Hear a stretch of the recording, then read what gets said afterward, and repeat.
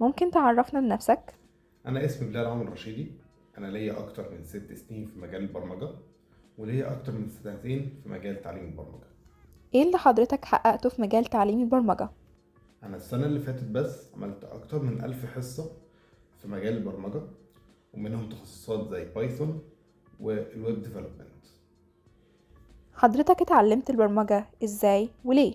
أنا اتعلمت برمجة وأنا عندي 13 سنة.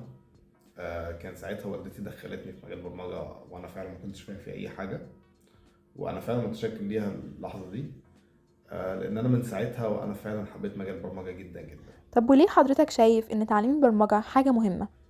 أنا مقتنع جدا إن الطفل لازم يتعلم البرمجة من وهو صغير، عشان هي بتفيده قدام في مجالات كتيرة، سواء كان لو كان اختار مجال البرمجة أو لو كان اختار مجالات تانية وهيحتاج فيها البرمجة بشكل أو آخر.